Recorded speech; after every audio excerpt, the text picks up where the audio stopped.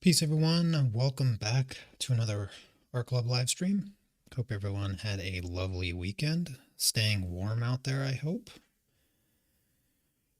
Okie dokie. So today we're going to start the jacket, and I'm pretty much just going to use these two colors today. I'm going to do the base color in the light ultramarine, just to sort of get some blue, and then add the phthalo blue, and then I might, I'm not sure if I want to bring in the emerald or if I want to do the light green. I think I might go with emerald, so I guess we'll use three colors today. That'll be the idea. Hey there, Diane. Claire, good to see you. Okie dokie.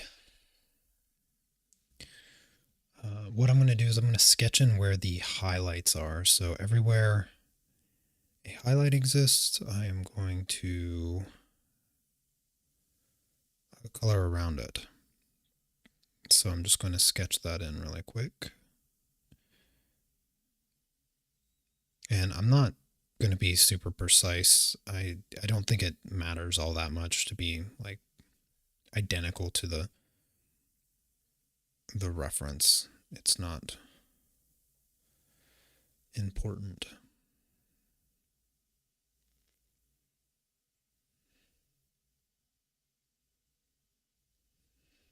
And then, of course, the rule with highlights, always make them bigger than you think they need to be, because making them smaller is a lot easier than making them bigger with colored pencils.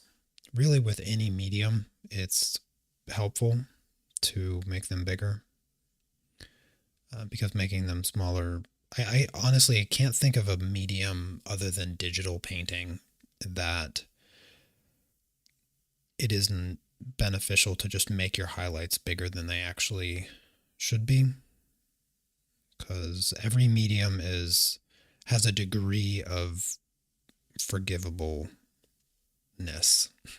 and colored pencils is among the worst. I think the only way to get worse than colored pencils is to do colored pencils in terms of forgiveness. But even with, or not, did I say colored pencil? I meant watercolors. The only thing worse than colored pencils and forgiveness is watercolors. And even with watercolors, a lot of artists use gouache to add their bright highlights, just because of how unforgiving the medium naturally is. So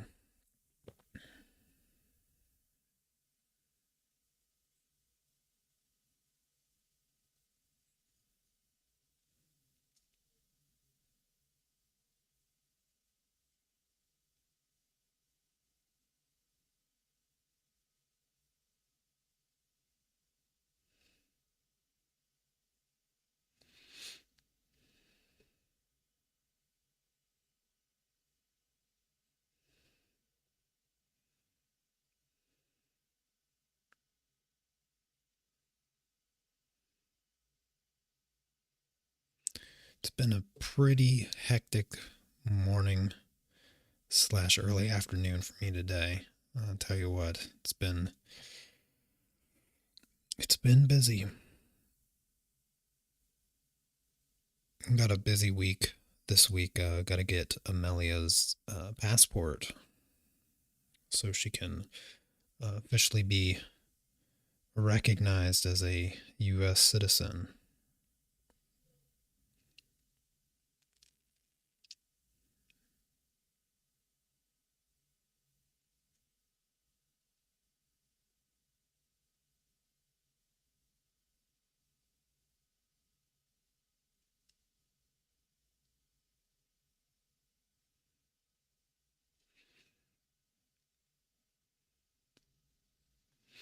Yeah, definitely a milestone.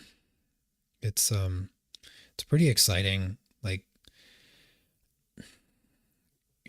I don't think most people think about the benefits of dual citizenship, but when you've spent your whole life living in the States and then you come over here to Poland and you deal with like the headache of justifying your residency and all of that. By Amelia being a dual citizen, she'll have both a Polish passport and a US passport. The US passport, I mean, having a US passport, a lot of Americans don't ever leave the country. I think it's like a pretty small percentage of US citizens ever actually even get their passport, let alone leave the country. And most people don't realize that a US passport is kind of like a golden ticket to go around the world like pretty easily, because pretty much any other country you can't just go to the US. You have to apply, like they have to approve you just to come visit kind of thing. And I mean, just a good example is Anna had to get a visa just to fly through Canada when she was coming to the States. So it's kind of a privilege that most people don't even realize. So with a US passport, you can fly to any country in the world and they'll just accept you. And it's not the other way around for most countries.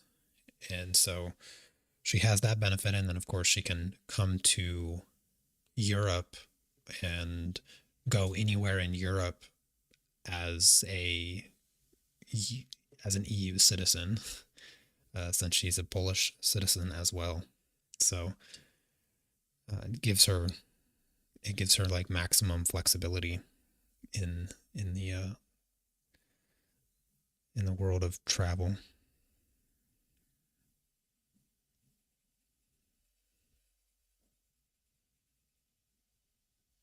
And then, of course, she can always go to the US and stay as long as she wants and get a job and work there or work here in Europe, whatever. She can work anywhere in the world just because she has a dual citizenship.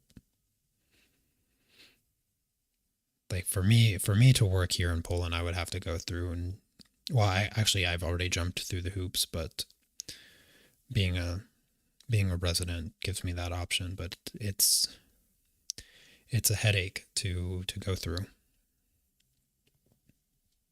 It's just an inconvenience that she won't have to deal with as much anyways.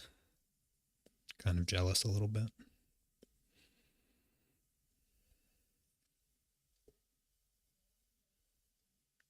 She's doing real good, though. It's been quite the adventure. Coming up on 6 months, which is just crazy. I can't believe she's almost 6 months old.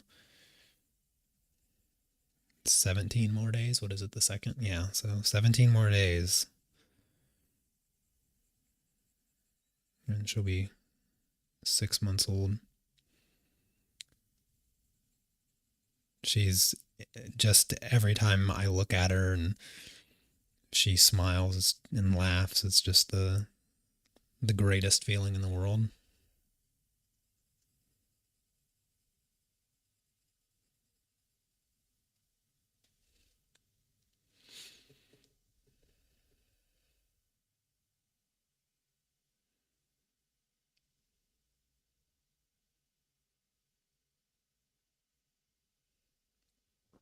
Okay, Linda. Yeah, I don't know how long I'm going to take to fill this in, but it's probably going to be a little while. 3 colors covering this whole area, so probably 90 minutes if I had to guess. I suppose it just depends on the quality and depth of the conversation, because the more conversation I have, the easier it is to lose track of time and the more fun I get to have on the stream. But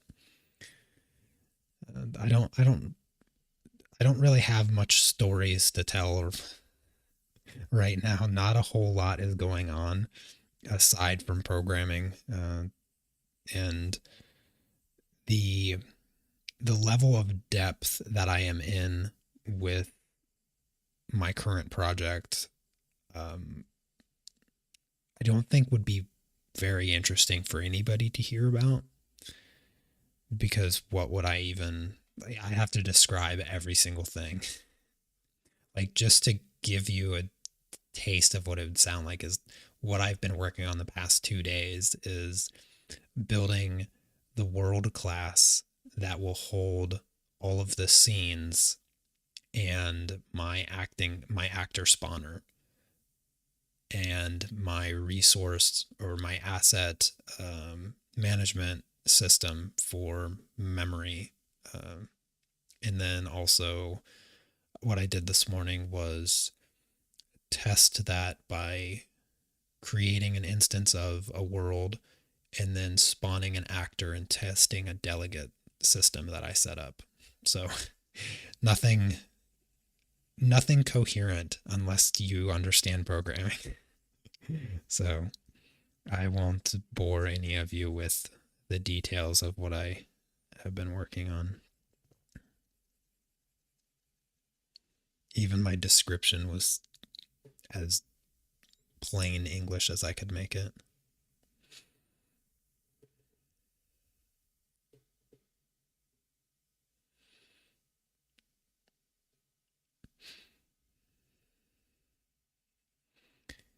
Yeah, gosh, it really is no joke about how fast they grow up.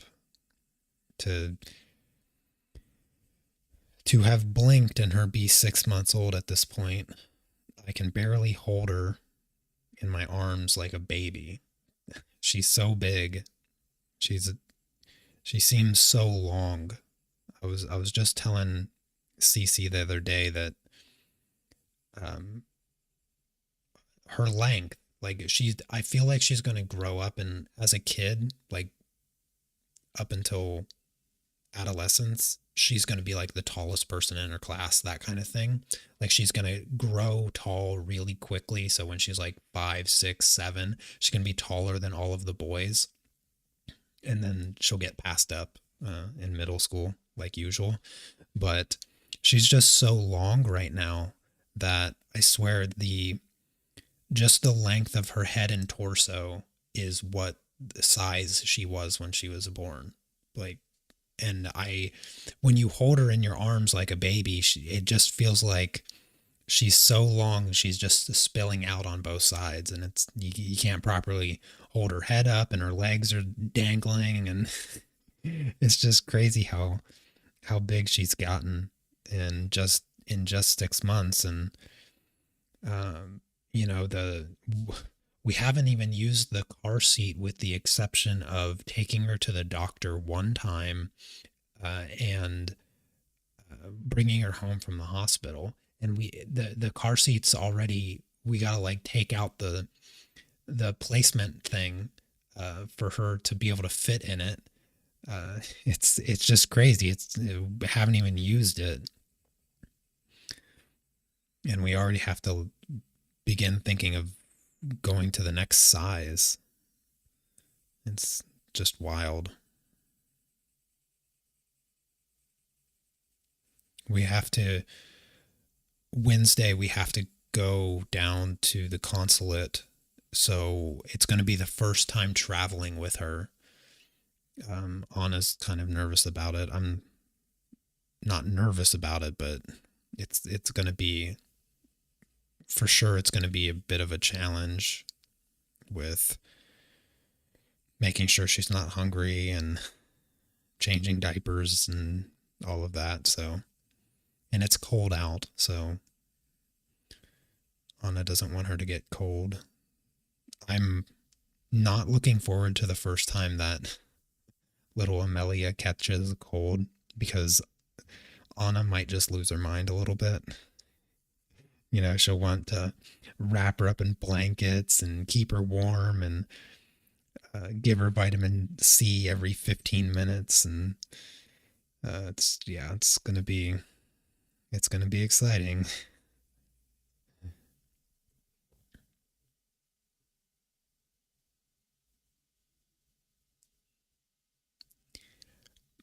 Well, there's a study that if you raise your children um, plant-based, they tend to grow slower as children, but then they get to their normal height um, as an adult. But I don't know how reliable that study is. It was like one study. Ironically, actually, I think it was conducted here in Poland, but obviously Amelia will be vegan until she decides otherwise, but at least as long as she's living with us, she will eat what we buy her, and none of that will include animal products. So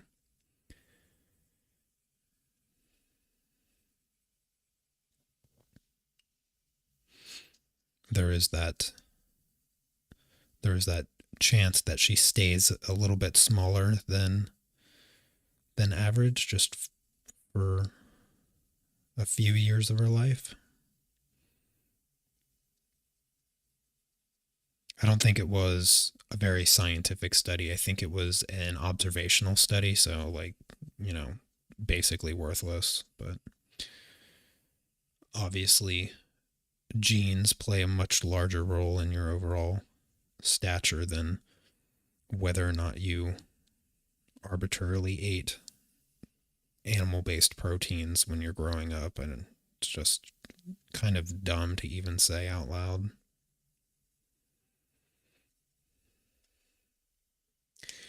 Yeah, she's already trying to move around. She's she can't quite roll over yet. We've been practicing with her. We've been doing a lot of belly time. Um, maybe 20 to 30 minutes a day of belly time trying to get her to not despise it and just get some exercise in and all of that. But she still can't roll over. She's pretty close with a little bit of assistance, and she'll roll over on her side, but she can't quite get to her belly. Her arm is always in the way. She's always blocking herself, so she can't quite roll yet. But she wiggles a lot, and she does bridges. Like uh, she'll push really hard with her feet and like push her belly into the air and balance on her feet and head kind of thing. So she does that a lot. She pushes with her legs real hard. She's got quite the grip and arm strength. She can sit up assistedly a little bit. She held herself up a tiny bit here at my desk with her hands on my desk and sort of sitting up like that, self-assisting by pushing off my desk with her hands. But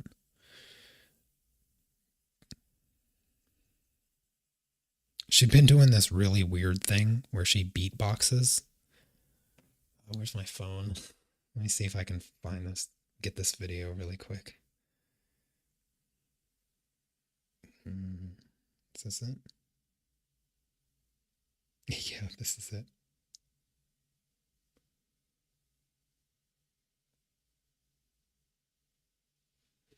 So she does this. Turn it up so you can hear it.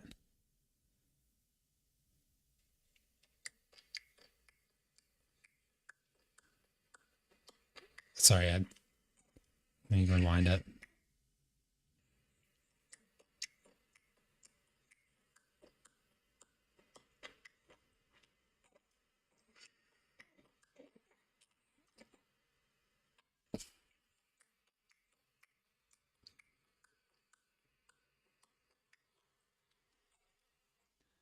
It just makes me laugh. She started doing it a few days ago, and it's just so funny.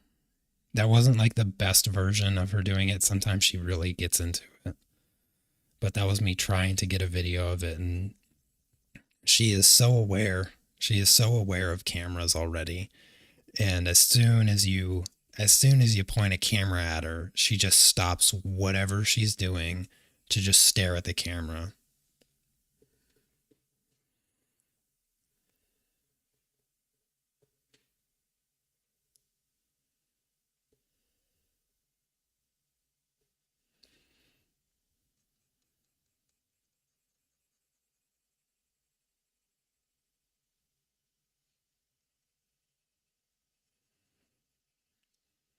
So it's a little tricky getting some of her goofy stuff on camera because as soon as you pull it out to start shooting, she stops. She just stops and stares at you. It's like the things only she wants her parents to see or something like that.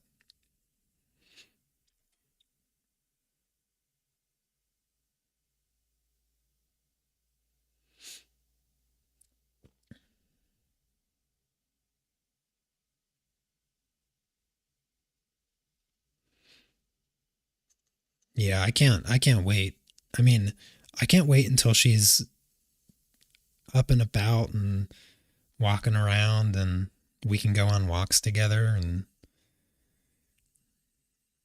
then of course reading I can wait for. Honestly, I can wait for reading only because I know that I'm going to be reading as well in Polish and gosh, it's tough.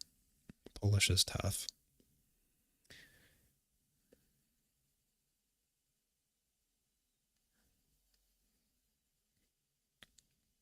I'm hoping that as she grows to learn to read and speak Polish, that I can do it in tandem with her. That's what I'm gonna put in the effort to do,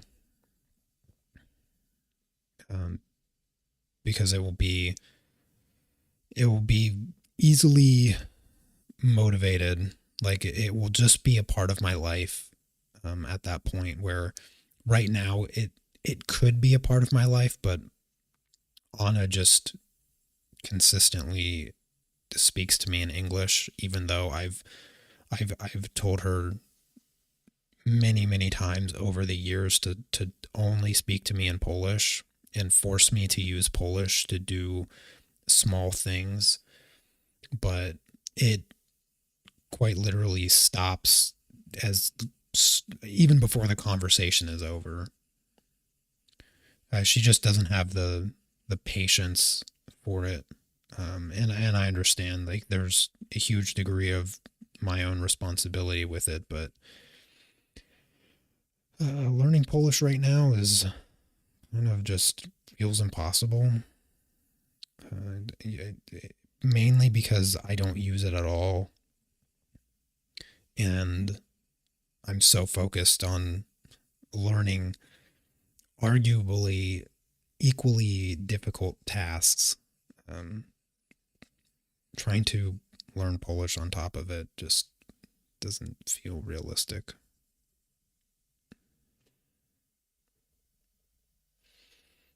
Yeah.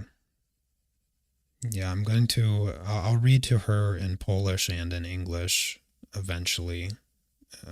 Bedtime stories will always be in Polish, I think. So doing that every day for a year should get me some progress. I can't wait until she's 4 or 5 and she makes fun of my pronunciation.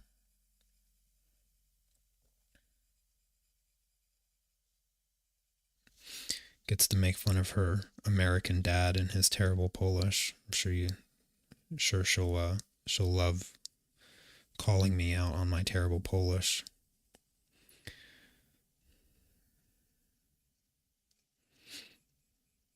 And then of course when she's a teenager and speaks both languages really well, completely fluently, and then she'll talk about how I should be able to speak Polish better than her because I've lived in Poland longer than she has.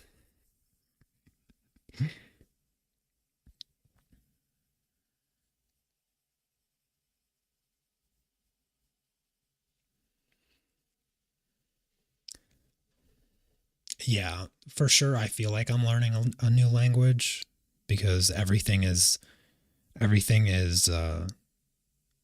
kind of just reading a dictionary. I mean, essentially learning a programming language is just constantly looking up in the dictionary how to say something, but in the context of computer instructions. That's it.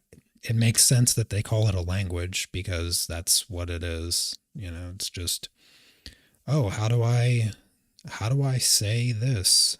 And then you learn to form sentences by combining definitions. That's pretty much it.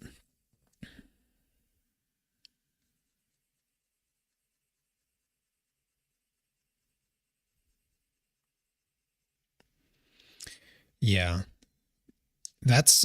I think that would be really helpful for her to be correcting me and all of that. Yeah, she'll. Oh, what the heck? Oh, the camera decided to power off randomly. Huh. It didn't happen last time because I swear I fixed it.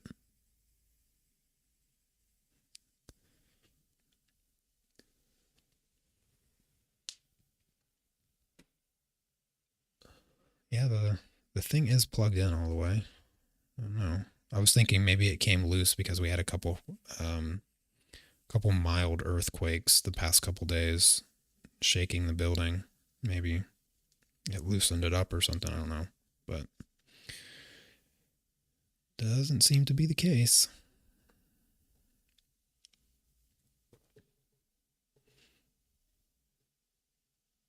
Hi there.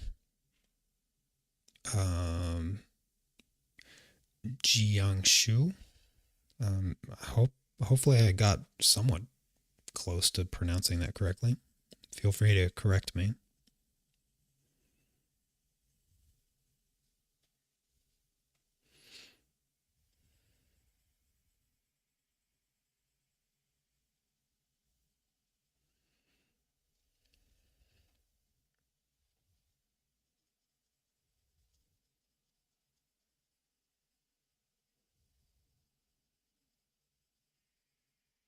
I'm going to sharpen this pencil really quick.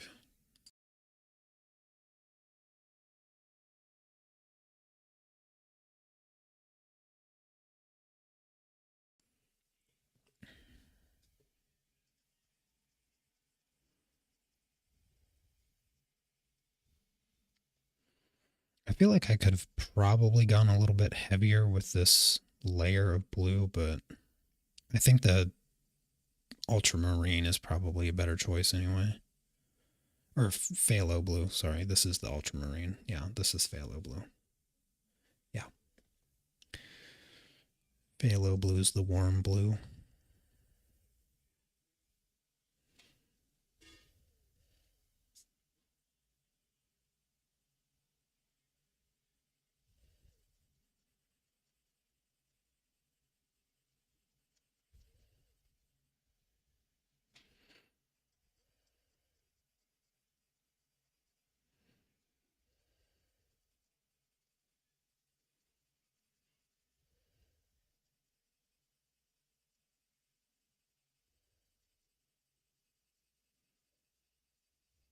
Could I could actually protect the highlights with white. I might actually do that before I get in here with the phthalo blue once I fill this in.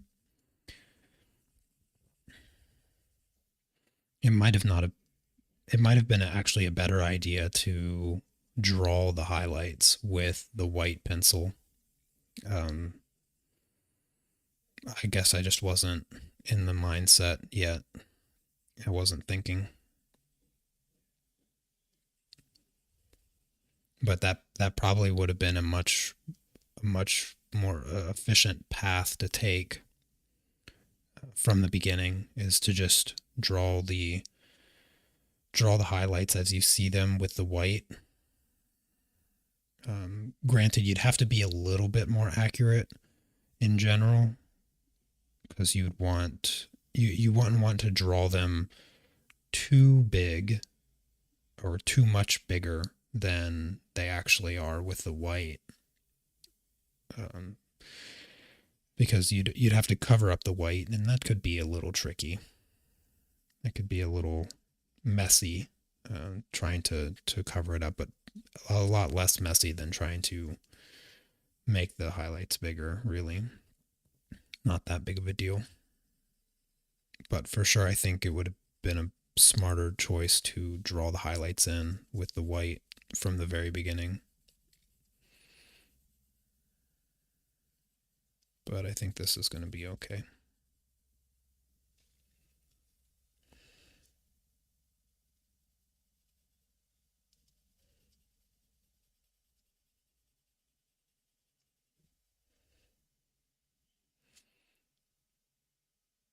Oh my goodness, am I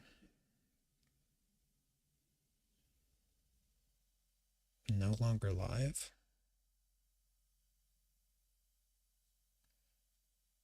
Did I lose the internet?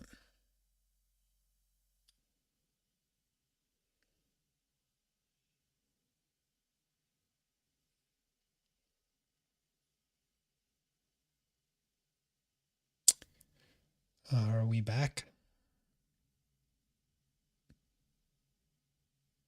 I'm going to give it a moment. I'm not sure. I think my internet went out.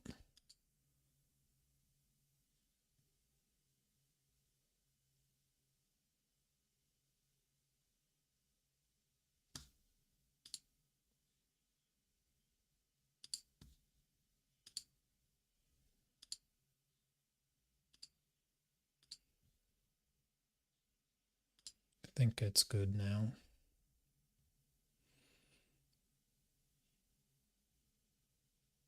Yeah. Yeah, we're good. I have no idea how long it went out for. And what you may have heard versus how long I've been possibly talking to myself. I have no idea.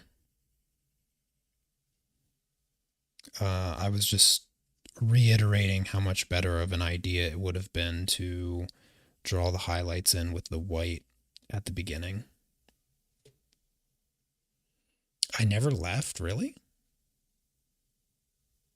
Oh, that's weird. Yeah, I looked over and it showed that I had no internet. So I was like super confused there. Okay. Good. So nothing was missed. That's great. I don't know how that works, but I'm not going to argue with it.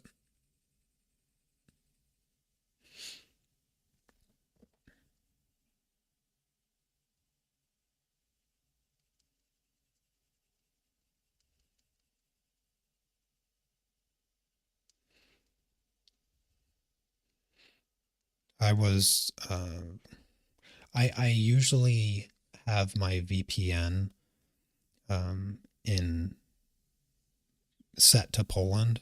I'm just gonna change this really quick. This is gonna be blue. This is blue. In the reference it's black, but I'm making it part of the jacket because otherwise I think it'd look weird. Anyway, so I usually have my VPN in Poland, server location in Poland, but a couple days ago I switched it to Germany because YouTube was being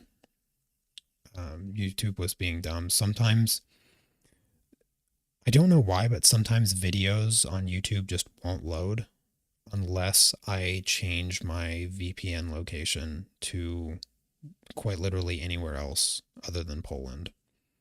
I don't know what the deal is, but sometimes it happens, sometimes it doesn't. I don't really know. I don't really know enough about networking that would explain it, but so I switched and I thought about just switching back to my normal server before the stream, but I figured, like, what difference does it make? And that's what I thought was causing the problem, but apparently there was no problem.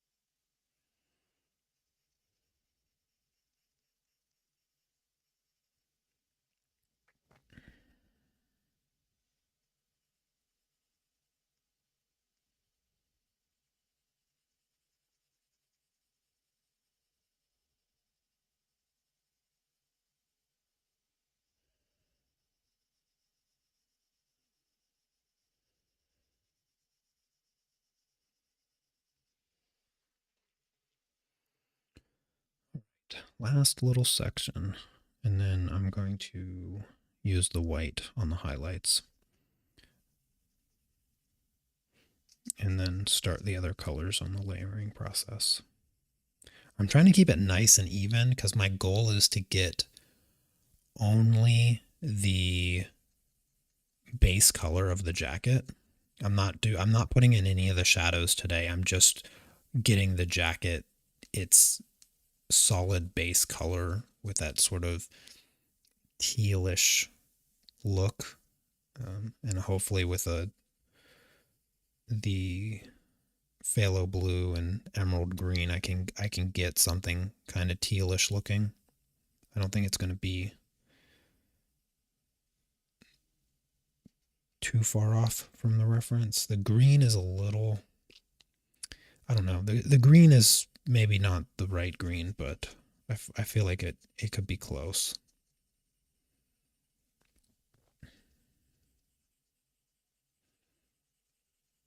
The phthalo blue is just so strong of a color. It's in pretty much any medium, phthalo blue is really, really overpowering.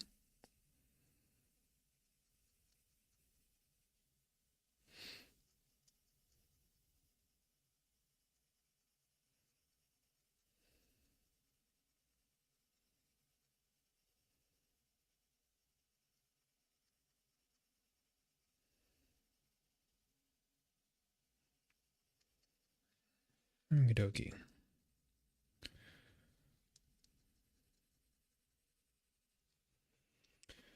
Let's grab the white, and I'm going to move this around a little bit to get to these highlights. Just bear with me for a minute. And I'm gonna really just fill these in with a heavy layer of white. Just get it completely filled in.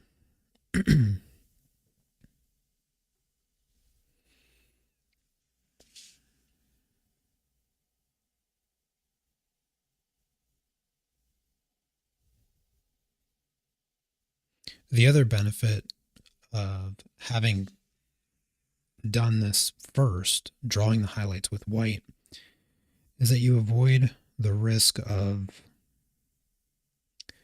outlining the highlights, which make them look less highlight-like. By using the light blue to sketch in where the highlights are, you just risk seeing an outline, and it just generally doesn't look as good as just a clean highlight.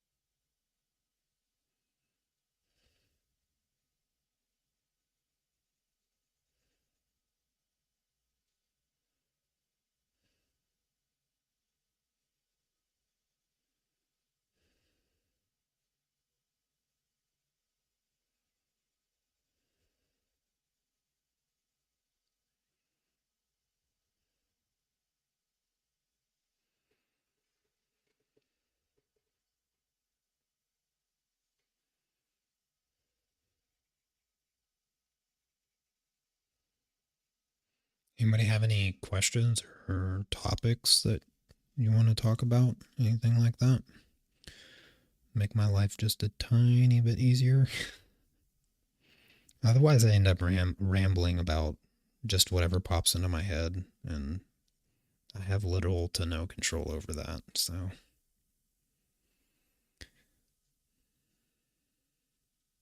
feel free to make a suggestion.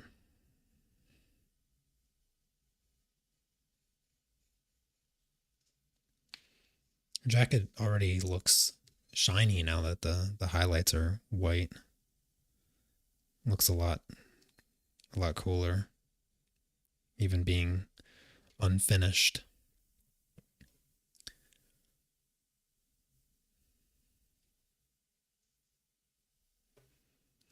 Yeah, it does make for interesting topics.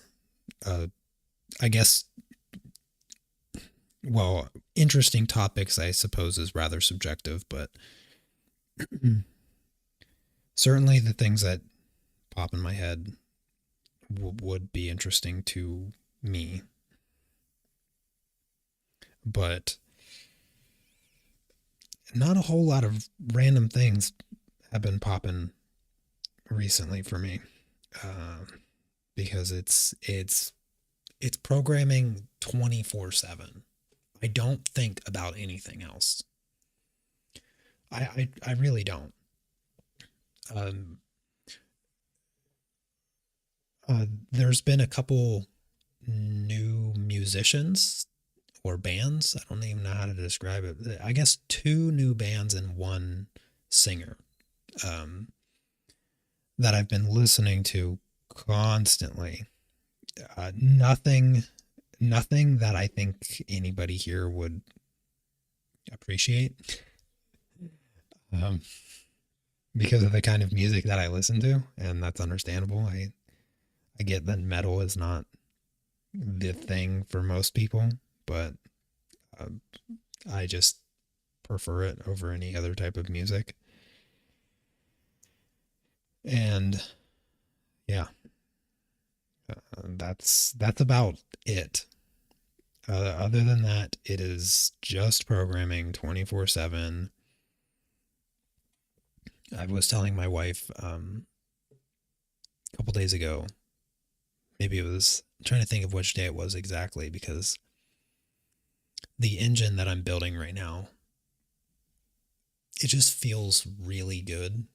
It feels really good to be able to come up with ideas and design an architecture that works, or at least feels like it's working. In the meantime, it feels like it's working, and I don't I don't have anything to compare it to. It's so much different than art, because I could finish this project here, or I could grab any of the other random pieces of artwork that I've done over the years, and I could go online, I could look at art all day long and be like, "Oh, yeah, that's so much better than mine." Or, you go on Instagram, you can quite literally scroll artwork your entire life and still never see everything that's on there. So comparing your work is, well, it's remarkably easy. But how do you do that with programming? There's just, what am I going to do? Go on GitHub and just look at random repositories? It's like, that's not going to be beneficial. That's not it. That's not like an opera. That's not a, what's the word I'm looking for? That's not really a way to compare. I don't even I I don't even know a way to compare. I think that's probably the first issue is, like, how do you even do that? No idea.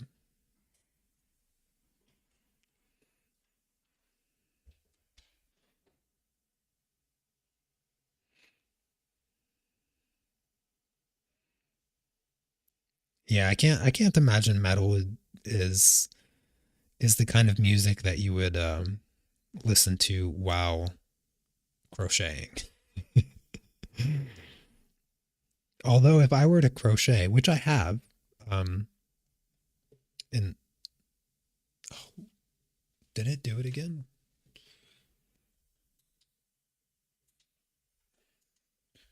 I think, yeah, I have both of these lamps plugged into my PC that is asleep right now, and I think that it has like an energy saving thing that shuts it off. So I think it powered down. That's my guess. And that's why the lights turned off randomly.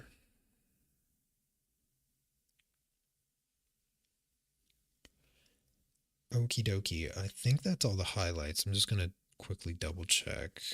Yeah, zigzag. That one. Yeah, I think we're good. Okie dokie. So I'm going to make a little bit of space here. I'm going to try to do like section by section. And I want to start with this so that I can flip it back over. So I'm just going to start here, and I'm going to be pretty generous with this color. And I'm just going to fill in all of the sections of the right arm, making sure I don't miss any spots.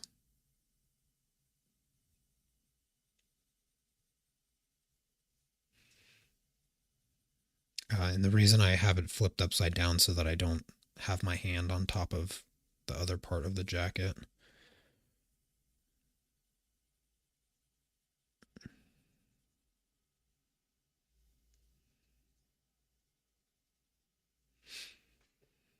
Oh, hey there, Chandri. Good to see you.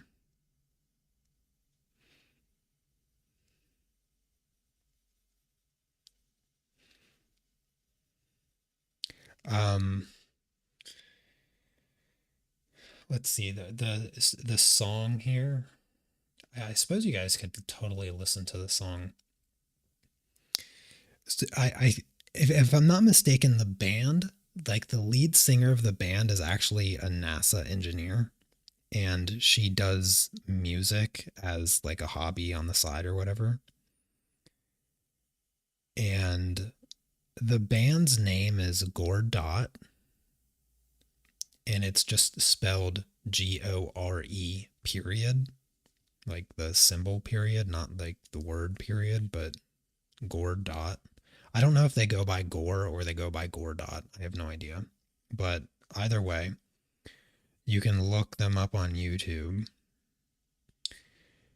And the song, like the song that I was introduced to just recently is why I can't remember the name. What was the name? I gotta look up the name. I can't continue on with my life until I know the name. As soon as I see it, I'm gonna be like, obviously that's the name. How did I not? Was it Wrath? It's not. 100% don't look up Gore on YouTube.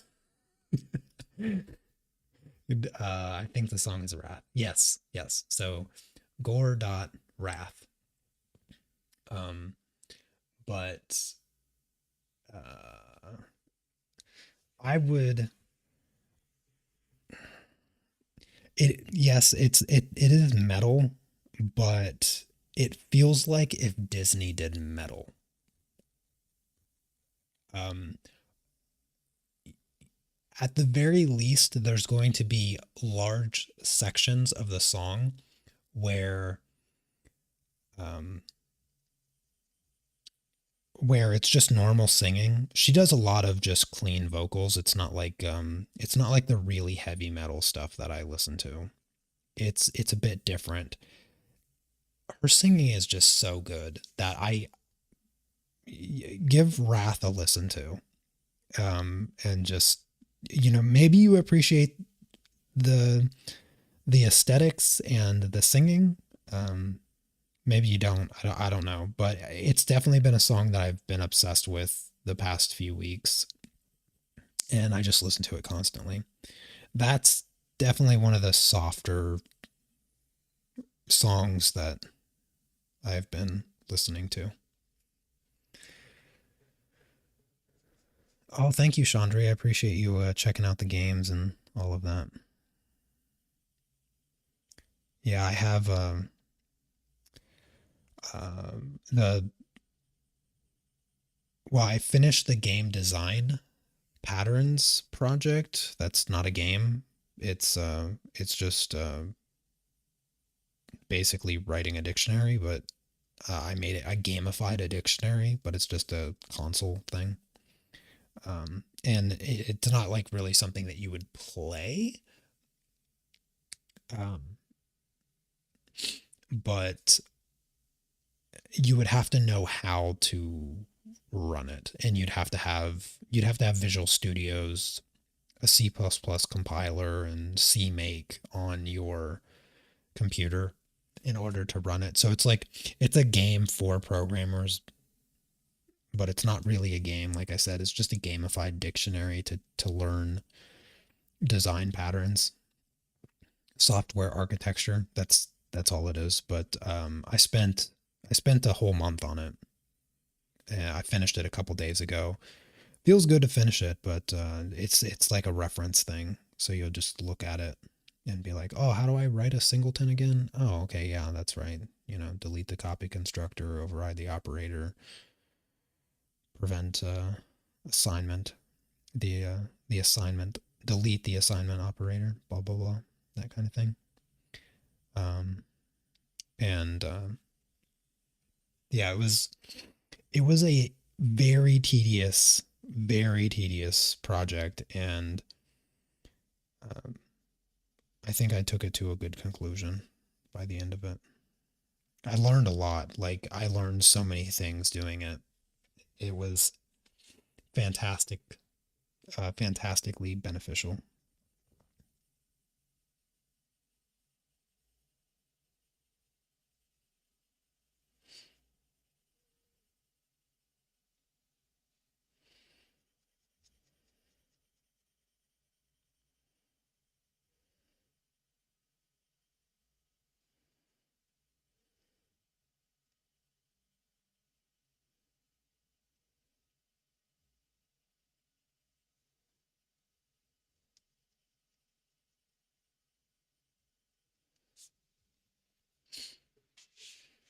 Okay, I can flip this back over. I think that's pretty good. The emerald on top of that. Maybe we'll have something decent. I have to still keep this light because remember the goal is the brightest color, the teal color, not the shadows. So that's something to remember, that the color needs to stay bright for now until we actually put in the shadows, and not before. It'd be very easy to want to go darker with the jacket right away. But the shadows will change everything next Monday. And this project will probably be done next Monday. My best estimate is that after today, the shadows and polishing will be the only thing left, and then this project will be complete.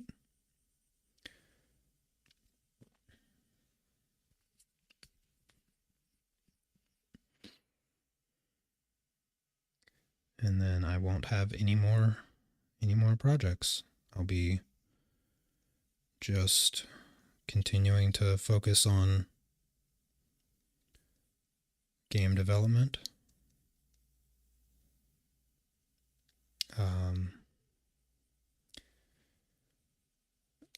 I know that I mentioned it at the beginning of this project, that this is the last Art Club project. It is the last Art Club project, but not necessarily like the last time you'll ever hear from me.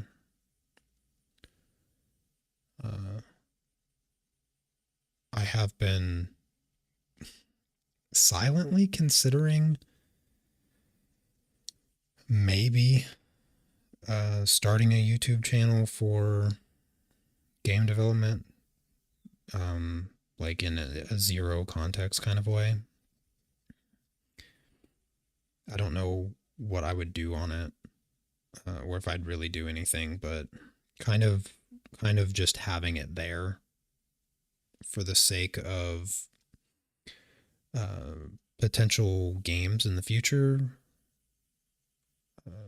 Because it's, if I ever want a game to be successful, then it sort of has to have social media. I'm not, I don't care either way whether the games I make are successful. because I don't do it for that anyway. I do it because I just absolutely love it, and I would never do it for any other reason, because otherwise it would turn into something that I don't want. So um, I'll still be in Discord, obviously. I said that. Like the Discord's not going away, and I'll always be there to answer questions pretty much for as long as I'm alive. I don't I don't see any reason not to. I'll be using my art skills in a different medium from now on, um, which is kind of crazy considering the amount of art supplies that I have. But hopefully Amelia will get some get some use from them in the future. For sure, she'll be able to look at all my artwork and hopefully get inspired. Maybe she'll be an artist. I'm not gonna raise her to be an artist though. I think it's maybe something maybe something different. Whatever she wants to be, actually.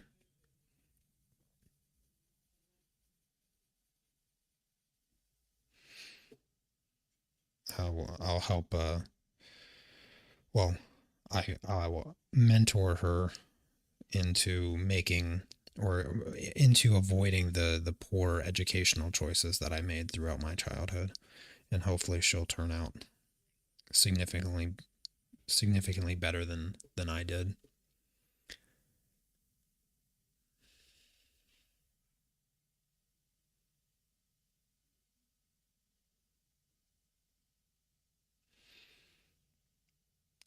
Yeah, it's I think it would be kind of cool to just be able to showcase some of the things that I'm building while I'm building them. You know, it wouldn't be more than like a screen recording and a voiceover or something. I just, I really don't want to get into setting up cameras and editing videos. Like, I just don't have fun with that stuff anymore. It was really a lot of fun when I was learning it, but goodness, did I get burnt out on it. I think, I think the reason that I sort of got burnt out on it so much is that um, the effort, uh, because like I did YouTube for as a career, uh, it was always really it always really felt punishing to put a lot of effort into a project that didn't pay off. That was probably that was probably why I got burnt out on editing, um, for the most part. And you know, I always used editing as a way to avoid the fact that I am mostly unmarketable. It's just a reality. I get that a lot of people like to hear me talk. Well, I can't even say a lot of people, like that would be ridiculous. Um, some people like to hear me talk, but I don't. The years have proven that popularity is not my strong suit. It's just my personality. I just don't have the personality for it. Nobody wants to listen to me ramble. Like a handful of people, yes, but a general audience that allows success, I just can't bring myself to be that kind of person. I just don't have any inspiration to fake being bubbly and fake being what's the word? Um, uh, Extroverted. Yeah, I tried. I actually did try. Yeah, sometimes, but for the most part, I try to use editing as a way to present myself as being more extroverted, but the reality is I'm just not. I'm just not.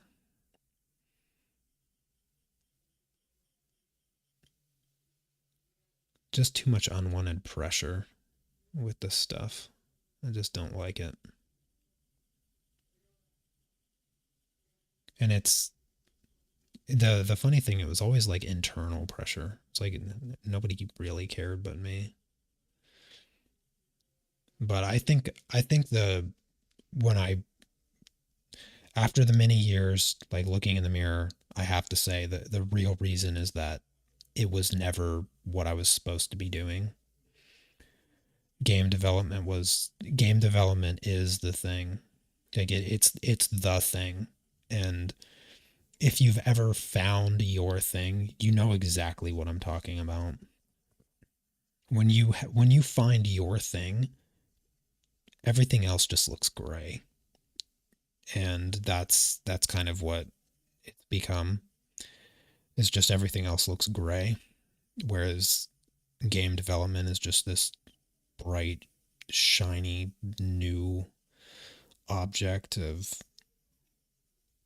time and energy that I just can't wait to spend the rest of my life with. I get to use all the skills that I've basically been learning my entire life.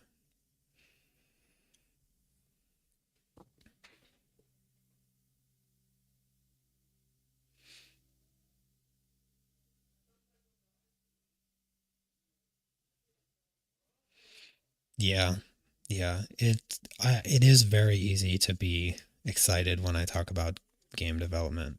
Um, I just wish that I would have found it sooner. I really do.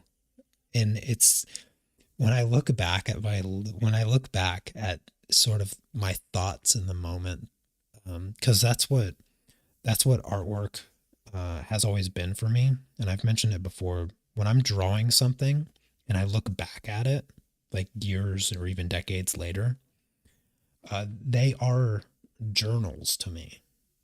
It doesn't matter what the subject matter is. I remember how I felt in the things that I was thinking, like in doing it.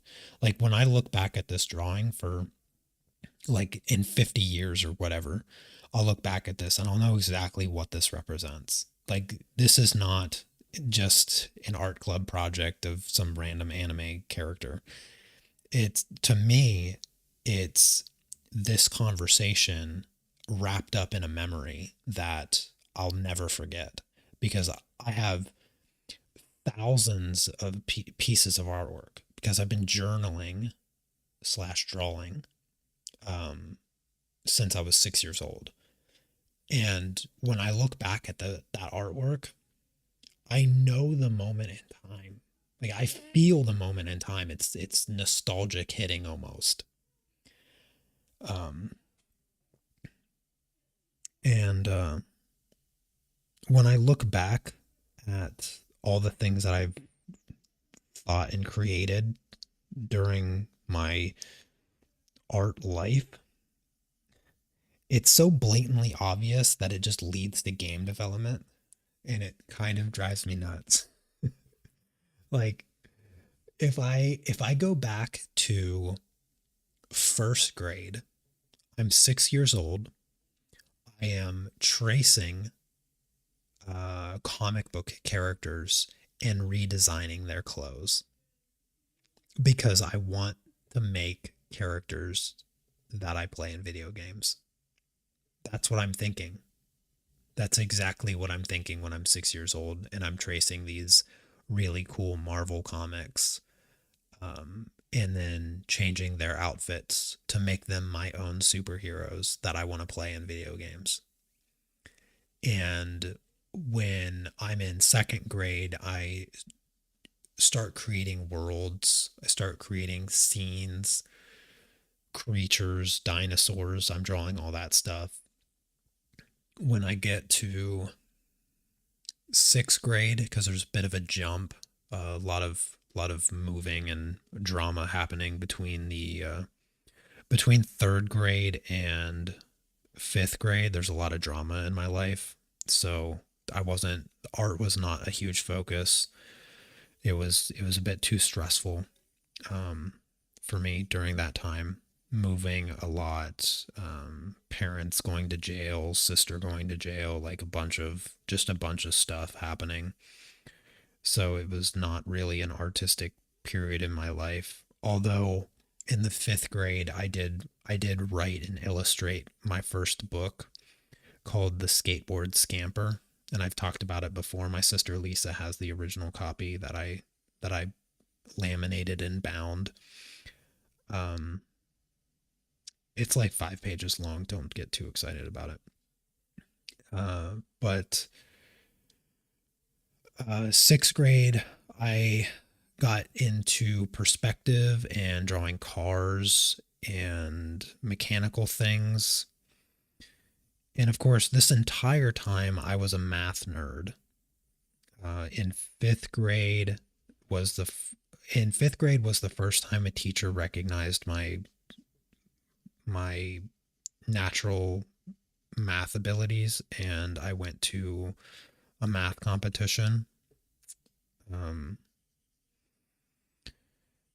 and From that point forward, I was always pushed out of the easy classes and made to go into the more advanced classes until high school, and I could choose for myself. And then the same thing happened, but it happened both in math and science.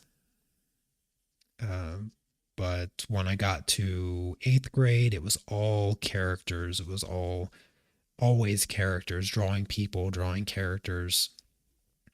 And so this entire time, I'm drawing characters, learning to draw people and stuff, even perspective and scenery. It's like world design and character design for video games was always like the goal.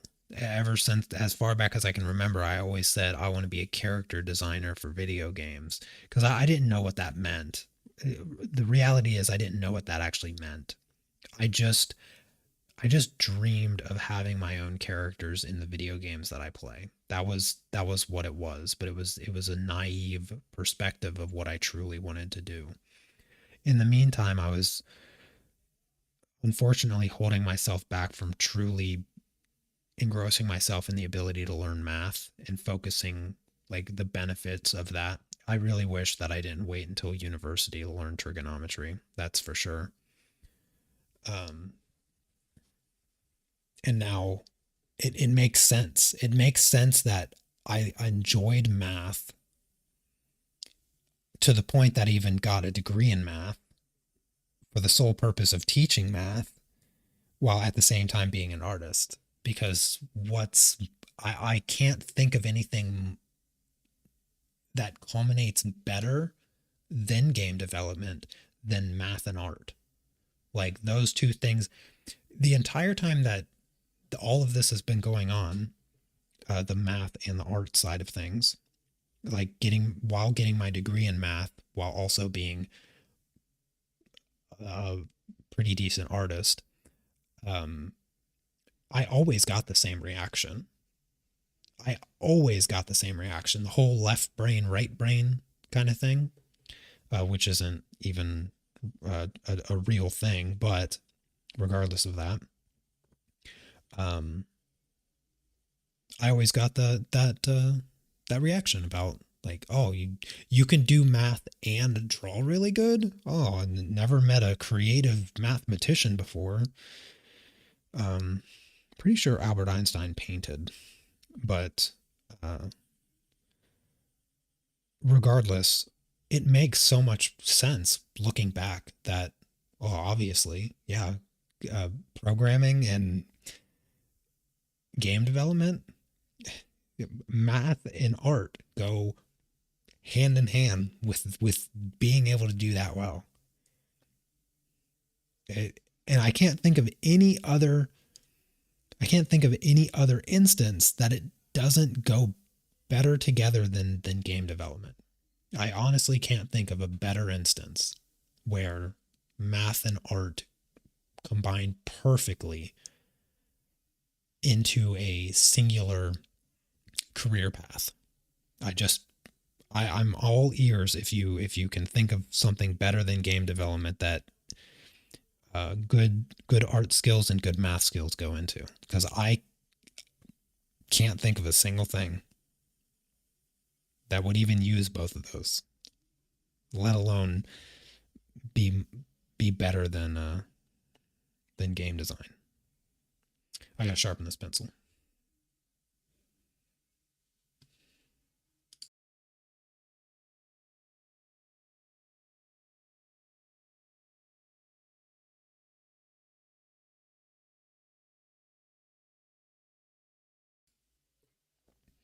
Yeah, I agree with you, Diane. Maybe it was just the wrong time. Maybe I just needed that time to to develop the other skills that I can allows me to truly culminate the my life's task or whatever. But yeah, it just kind of makes me laugh a little bit thinking back at how obvious uh, everything sort of came together, and almost, well, it feels unconscious. Like it feels unconscious that it came together, because I can't even tell you what triggered it. What I don't even know what it was. Like, why did I start learning C++? plus plus? I don't know why. I actually don't know why. I know how I started. I quite literally Googled what language I should learn to make video games, and Google spat out C++. plus plus. If it spat out any other language, that's the language that I would have been learning the past 2 years. uh, and but what triggered that Google search, I can't tell you. I just don't know. It's kind of, it's almost unsettling actually, now that I'm thinking about it. Um, because I don't know what it was that I just don't know what it was. Why did I start? I don't have a clear picture in my mind as to the spark that lit the fire. I don't know what ignited this. It just sort of, it just feels like it happened strangely, very strangely, in fact.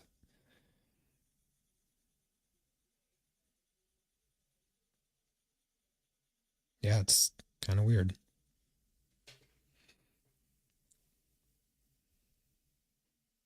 Oh yeah, for sure there is no such thing as never too old to learn. Yeah, without a doubt. I mean, it without a doubt.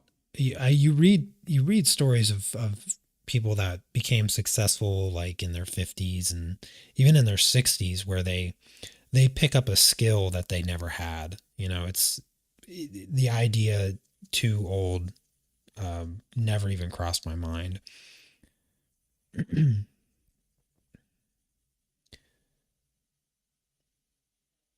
I love to learn.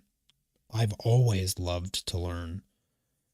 So it's never been an issue with me uh, to convince me that at any point in your life you can learn something. Yeah, uh, I am fully on board with that philosophy.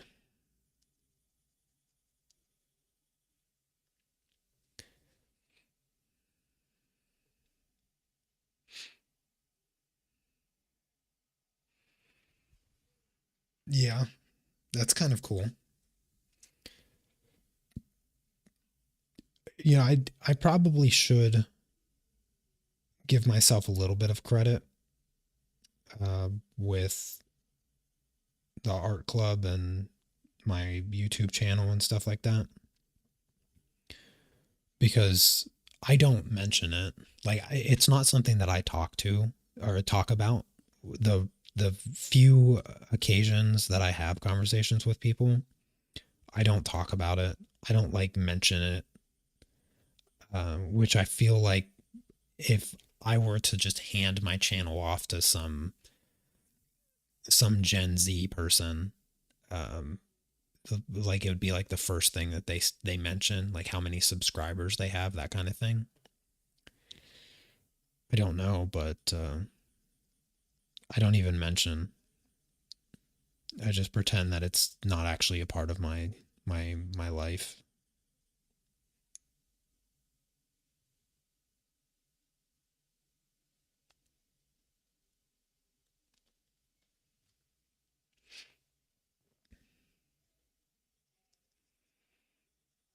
The way the platform has evolved, um, for sure, has been a huge impact on my reluctance to mention it because it just feels gross. I imagine that I imagine it's what it feels like for people that do TikTok when they tell people that they do TikTok, if they tell people that they do it. Because I would never, I would never. Oh my goodness, I would never. Oh, if I've never had that app. I've never logged into it, had an account, or how, I don't even know how it works, but I'm pretty sure it's like a mobile only app. Never looked at a single TikTok video. Never installed it on my phone. Never even thought about doing it. The short form, goofy, just uh, dopamine addicted, nonsensical stuff. I just can't be a part of that. I just don't have it in me. And the evolution of content. Ugh, I don't even like to say the word content. It just feels gross when I say it. It feels inappropriate when I say it. It really does.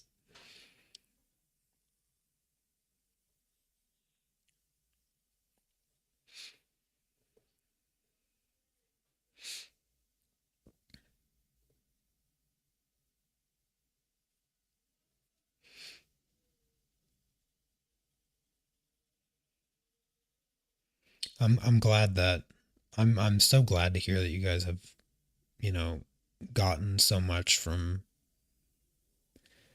uh, my ramblings and my art. You know, it it's easy to lose sight of the impact that you have on people's lives, but I am probably the worst at it. I really am. I just don't. I just I just feel like I probably don't give myself enough credit for it. Not to say like, "Oh, look at me, I'm so special." Not that kind of thing. I hope you know what I'm trying to say. Because it's difficult to put into words, but it's sort of like when you compare your artwork to somebody else's, and you don't necessarily say the words out loud that your artwork is bad or not as good, or better yet, not good enough. It's that you internally feel it. You might not admit it to yourself, but you internally feel it. And I feel like I probably do that, where I internalize a lack of significance or a lack of impact. And I don't know. I don't know if why I would do it or why I do it, because I do it. I clearly do it. Um, and I did it a lot over the years for sure. I did it so much, but gosh, it's so detrimental to do it. Yeah, I wish I could have shut it off a long time ago. I shut it off now. It's way off. It's so off. It's comical. Um, but I wish that I could have shut it off earlier. I really do, because it definitely weighed on me. But I'm glad at the very least I know that hundreds, maybe not even, maybe even thousands of people, because millions of people have watched my videos over the years, millions, and it's million isn't even a big word in our society anymore, but in actuality, like a million is ridiculous. It's kind of a crazy number, and most people it's so easy to lose sight of the scale of a million because we talk in trillions now. Like the the world is so big that the measurements have become trillions. Like it's not even impressive if it's not a trillion. That's how crazy. It reminds me of the old Austin Powers movies where the first Austin Powers, he's like, uh, unless you give me $1 million, right? Um, and everybody takes him seriously because like in 1995, $1 million was impressive. But then you have Austin Powers 2, where he comes back, like he's frozen. He comes back and he asks for $1 million and everybody's laughing at him because like $1 million is nothing. And that's kind of, yeah, that's kind of the point. The losing track of the scale of a million when in actuality our minds can't even comprehend a number that large, but we pretend to. We pretend. We pretend to understand a million, but we don't actually. Our You're just incapable of it. That's the kind of crazy thing about a million is that the number is so large that you can't actually comprehend it.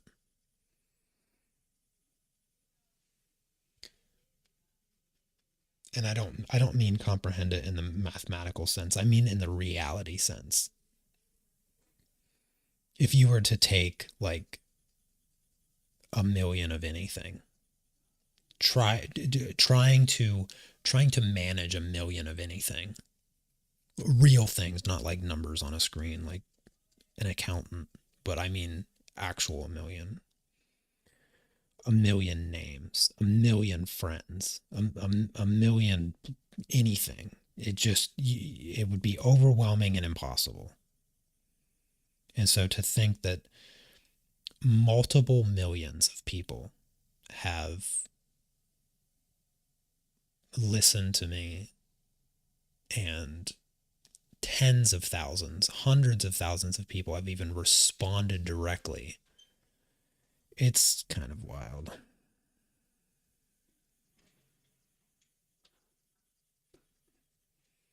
It's a little wild to think about. All right, I'm going to start incorporating this emerald green. What are we at? Like an hour and a half in. This layer here is going to be a little bit easier because I have 2 layers down already, and this is the final layer, and it's not going to go on super heavy or anything.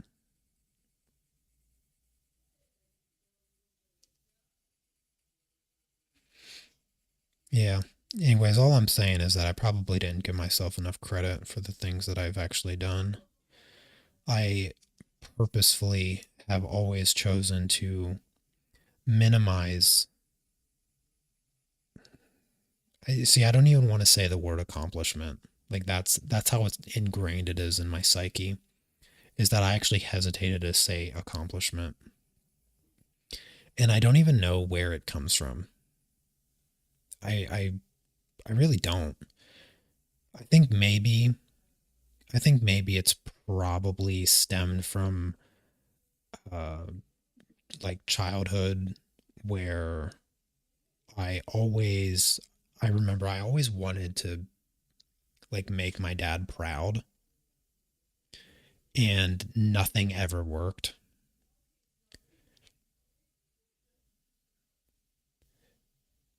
And I think that it's probably something like that. It's probably just a lifelong desire to try to for this um seeking approval and just never getting it. It probably is from that. That's the only psychological reason I can think of. And so, in order to in order to cope with the lack of approval, I instead degrade and minimize every activity that I do in order to mitigate the feeling of disappointment. Yeah.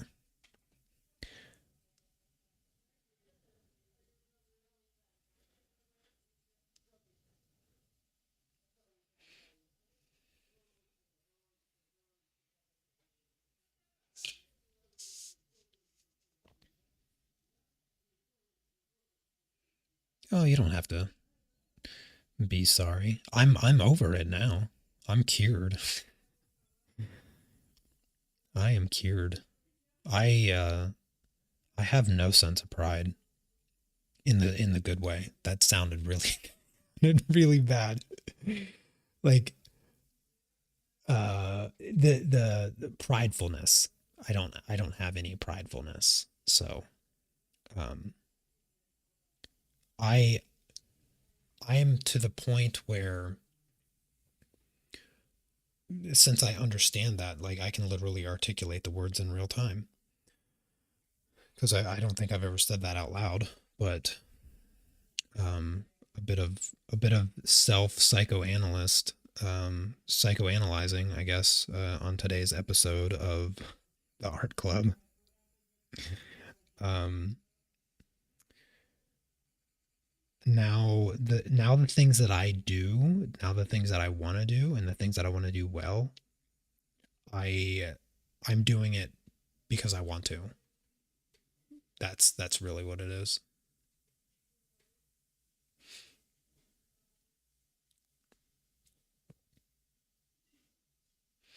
Yeah. I'm so engrossed in the learning of it all and the implementation, that the only feeling of pride that I need is my own, just having accomplished it, and what my goal is, and what anybody else thinks about it is completely irrelevant to me. I I'm so much enjoying it. I'm so absolutely certain that this is what I want to do, that what anybody else says will run off me like water. Like, just there's nothing anybody could say that would deter me in any way whatsoever that I am doing exactly what I should be doing. If there is such thing as should be doing, it's really just the overwhelming certainty that this is what I want to be doing, not that it is a question of should or should not.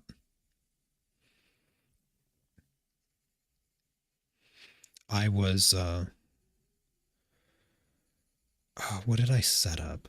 I set something up. I fixed something a couple days ago that was just driving me up the wall with my engine. And just to give you like an up to date what is happening with my engine. So I have a window that opens and you can resize it, and all the resizing restrictions work because it was a gigantic headache to figure out, and it took like 2 days and many iterations, but essentially the window opens up, and if you pull the edge to resize it, no matter in what manner you try to resize it, it will always snap back to the engine settings aspect ratio. And the other issue that I was having is that I created a cursor manage or a cursor subsystem for the engine that allows you to change what the cursor looks like and how it acts. So like cursor speed and in the way that it appears on screen. And when I was changing the window size, for some reason the mouse was getting cut off from being able to go to the right and bottom part of the screen. And I was like, well, it has to be something with the render target, because the restrictions of where the mouse can go, like the mouse is being rendered by the renderer, or it wasn't actually, it was being rendered by the window. And I was like, oh, now I know it. I need to render it by the renderer, not just drawing it from the window.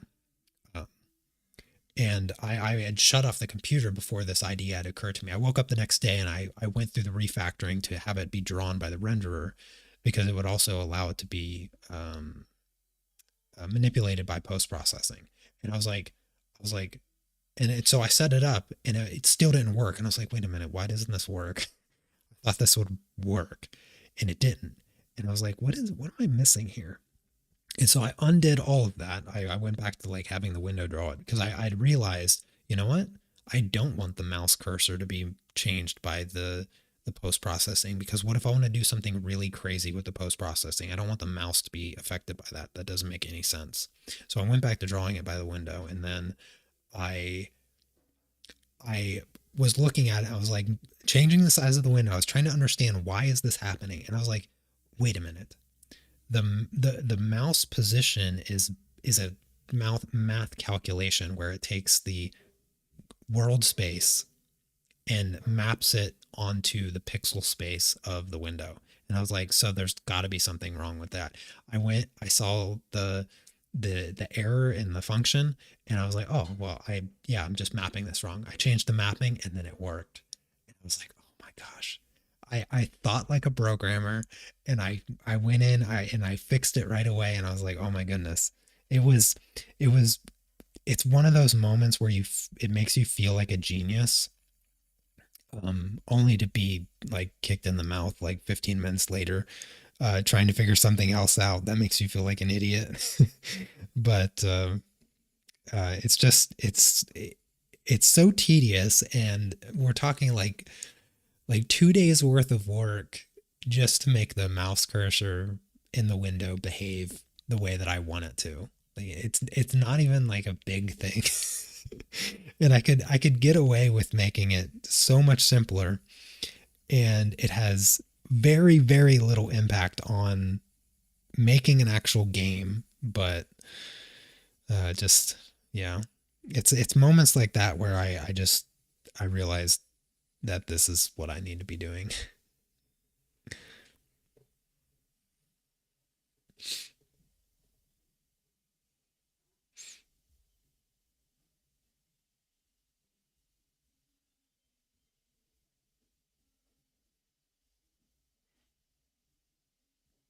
Thank you guys so much.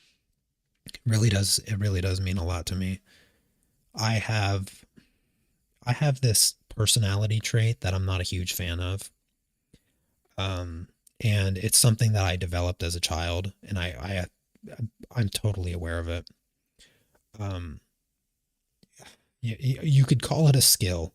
Okay. You could even call it a skill, because in some ways it's beneficial, but in other ways it's kind of detrimental to my ability to make friends and maintain friendships and maintain relationships.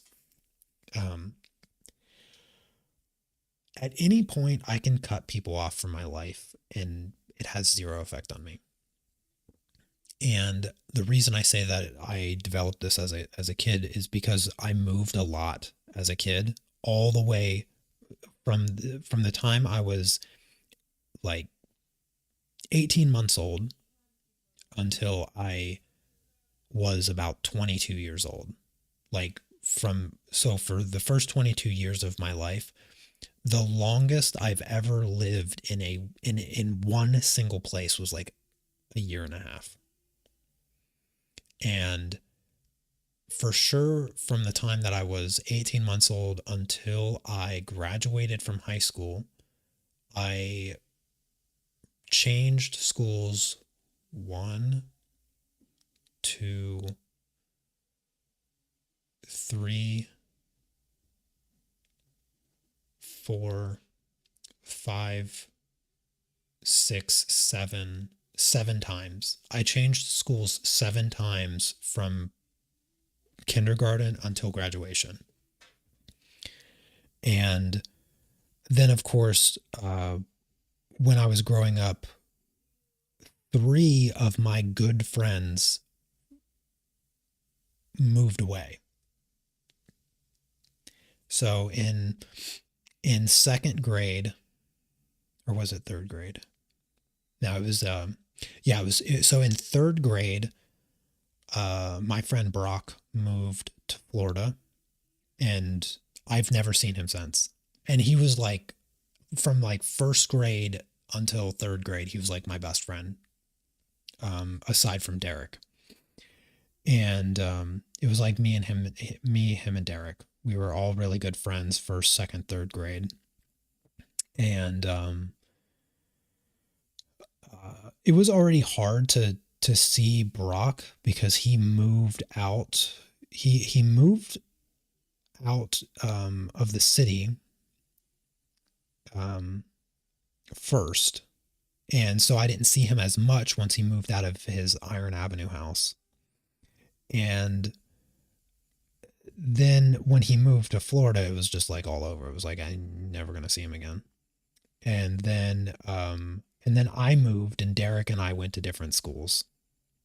And even though I didn't live that far away, it was still hard to like see each other, and we definitely didn't see each other as much. And then he moved out into the country, and then it was like seeing him was a huge treat because going out to his house and Monica and Bill were just like second parents to me. So it was like just losing friend after friend after friend, year after year after year. Then my really good friend Nathan from fourth, fifth grade, he moved to Phoenix. I want to say seventh grade. I want to say seventh grade, but by that point I had moved schools. So he moved away like after I had moved away to a different school, and I haven't seen him since. Um, and then of course I flopped back and forth between different schools depending on where my dad ended up. And then, um, I guess I just got conditioned. I just got conditioned to have to deal with it. When I moved out to like the middle of nowhere by myself and had zero friends and zero people at the house. My sisters were gone. My dad was never home. It was just me by myself all the time. Like I just had to get used to I just had to get used to people disappearing from my life without notice and then without any communication past that. And I've just gotten so good at it that I do it without even thinking. Um, like I have friends, like when I was in the military, I had some really good friends that I would still like if I met them tomorrow it'd be like they'd still feel like really good friends. From college, from community college, I made some good friends. Um like really good friends. Like Greg was like he was borderline my best friend during that short stint, but like going over and playing Mario and Smash Brothers and stuff on the Wii and uh, 64 and stuff. Like those memories will just last forever for me. and they were so much fun. But I haven't spoken to these people in many years, and it I want to, like, I want to have these regular relationships, you know, but at the same time I don't feel a sense of necessity, I guess you could say. I don't even know. To me it just feels normal to just be so disconnected.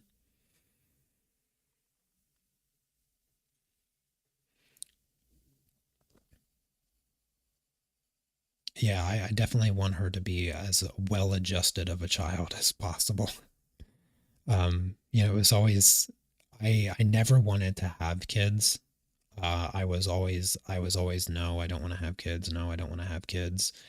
I would say like maybe my late 20s where I changed, and I said, I mean, I would like to have kids, but I don't want to with my current situation. That was like sort of always the thing. Like maybe, but not my current situation, blah, blah, blah.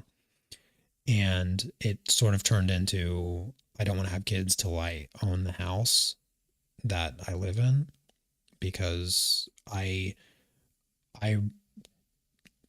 don't want to give that instability. I don't want that same thing if I were to have a kid, and now that I have one I still don't want that instability of you know, can I make friends and then they disappear, and I have to I have to create this coping mechanism where I am able to just disconnect from people and have zero effect. And I don't like, and it's not going to sound great, but if all of you disappeared tomorrow, the effect that would have on my life is not at all. And it's not because I don't want it. It's not that I would want it to be that way. It's just like it's like it's turned off. It's like it's turned off and I can't turn it on. That's what it, like, it's pathological. And it doesn't mean that um it doesn't mean that you don't mean anything to me, because that's actually the complete opposite, ironically. It's just that, you know, I'm not going to pretend that it would have any effect. It's just that I've adapted to the point that it just doesn't exist anymore, unfortunately. Yeah, I wondered, like if I would miss it. And there was a part, there was a part that, like, I missed streaming in the sense that I missed the social aspect of it, because I do like it. It's not something that I don't like doing. I mean, if I didn't like doing it, I wouldn't do it. But um, it's nice to have random conversations. I don't have many conversations. I really, it would be hard to overemphasize that. It really would be. I probably in the past, if I escape the, so 2 months, 2 months after Amelia was born, that's when Cece came to visit for a few weeks, and then she went back and I started school. Okay, I started school. There was tons of people to have conversations with. I don't even know a single person's name at this point. I don't know one person's name. I don't know of any conversation outside the scope of someone telling me that there's a test that I didn't know about, and there was a project in one class that I had one conversation with the people, and they were supposed to do some stuff and they didn't, and then I changed program anyway and whatever. But yeah, it's just yeah, none of those people exist to me. They don't they just cease to exist. And it's not that I would want it that way, it's just that I've unfortunately adapted.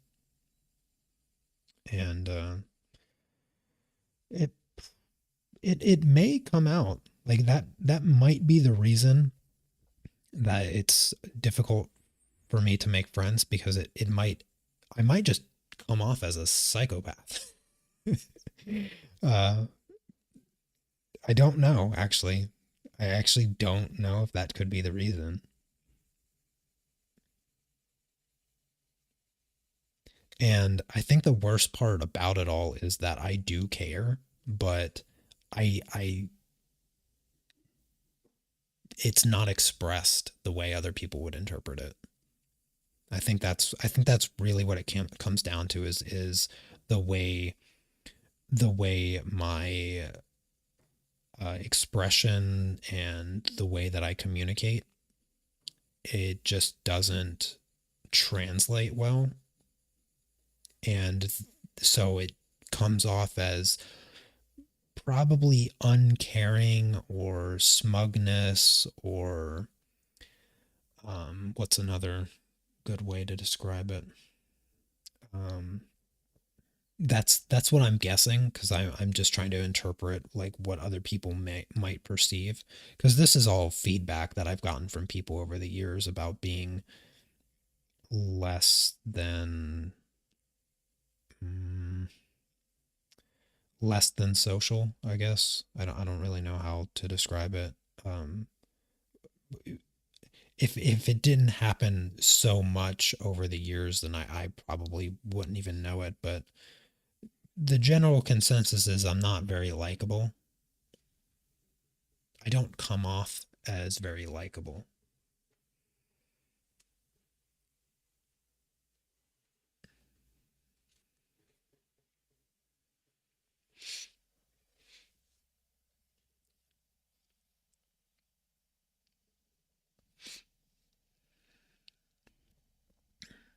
And I'm wondering if that's maybe why that I come off unlikable. That that even if you get to know me and you disappear the next day, then I just, like, it doesn't mean anything to me, or it doesn't affect me, I guess. Because it isn't that it doesn't mean anything. That's um the nuance of the whole adaptation of it all, is that it actually means a lot. The people that I've had in my life, they mean a lot to me, and I would pretty much do anything for them in the moment. But what I won't do is like contact them on Facebook. uh,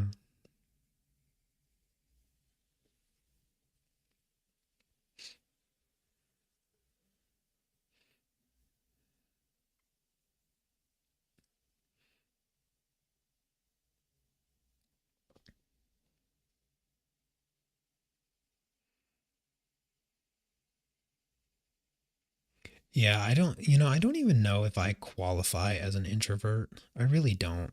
I I like I enjoy talking to people. I do. I like to talk to people. I um if I think back of when I was a kid, yeah, sure, maybe I'm on the quiet side in general. Like, I'm not going to be the class clown, and I'm not going to be loud. I've never been loud in my entire life. But in general, if I had the opportunity, like if I had like two or three really good friends and we met like two or three times a week to go get coffee or something, I would never turn that down. And it would never tire me out to be out with and have a conversation. And I feel like that's what would happen with an introvert. An introvert would like they would go out and they would need time to decompress from like being there. Um, and for me, I wouldn't. I just don't ever get that. I just don't. I've just never had that where I've had like a couple friends that like we get together and we do stuff.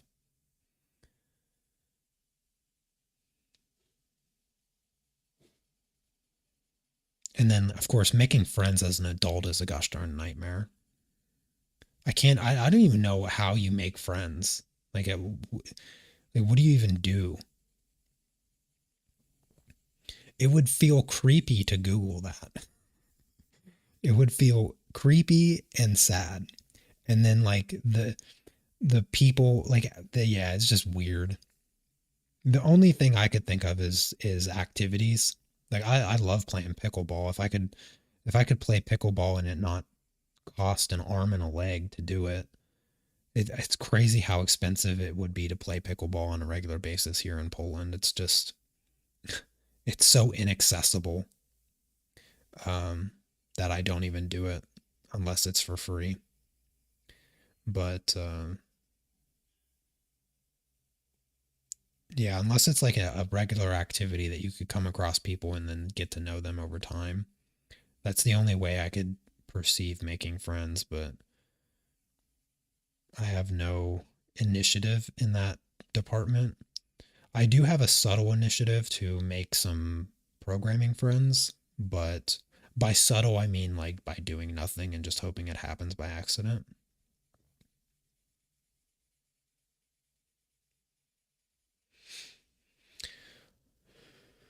Um, yeah, don't do family dinners.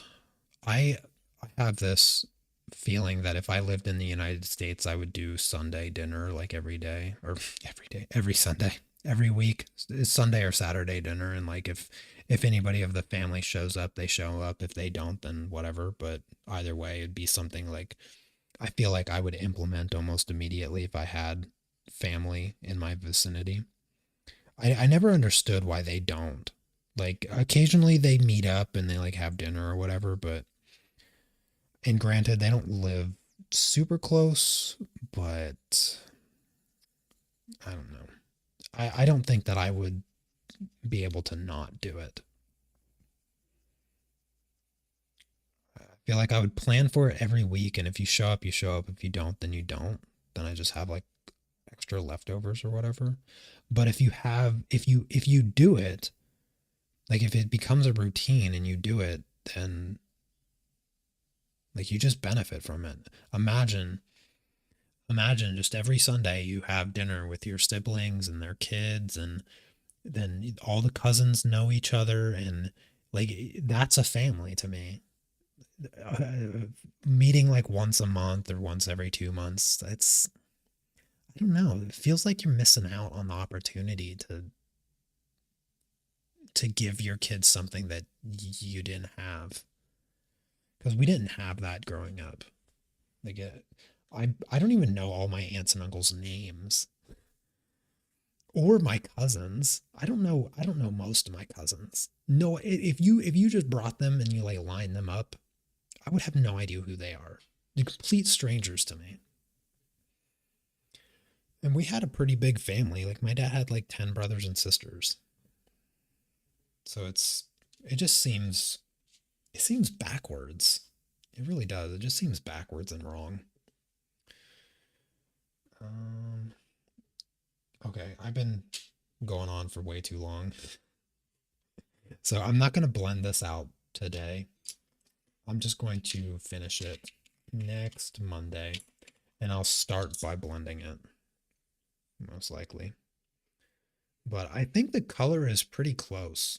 The color's the color is closer than I thought it would get. Guess I underestimated that emerald green. That emerald green really like makes it the proper color. Um, Pickleball.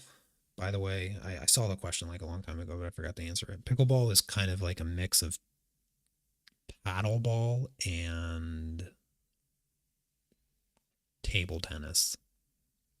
It's played on a court like paddleball. It's a little bit smaller and then has somewhat similar rules to both. Gosh, it's so fun. Pickleball is so fun, Chandra. Yeah, if like pickleball is one of those sports that you can do at like any age and skill level, and it's just fun. It's kind of like the skill level of badminton. So it's slower paced at a low level, but like if you ever seen professional badminton players, which is kind of a crazy thing to say, because who plays that professionally? It's such a weird sport. Um, like they're kind of insane. Like professional badminton players, they're ridiculously insane. But they take what would be a relatively slow sport and they speed it up like crazy. But pickleball is so much fun. It is so much fun. It's so easy to get into. If it's free, like don't ever play or don't ever pay to play pickleball. That sort of defeats the entire purpose of the game from inception. It was like created back in the 70s and the whole idea was an accessible game for everybody. And here in Poland, I guess they didn't get the memo. You got to pay like per hour, like a ridiculous amount to play pickleball. 1 hour of pickleball is like 5 minutes of real time. Like 1 hour of pickleball is not enough, and I'm not paying per hour. that's that's crazy. Like if I'm not playing like 4 or 5, even 6 hours at a time, then I'm not like it's not interesting. Anyways, enough rambling about pickleball. Um, you guys have a fantastic rest of your day. I'm gonna grab some lunch. I haven't eaten, so um, yeah. Have a fantastic rest of your day. I'll see you next time. Take care. Peace.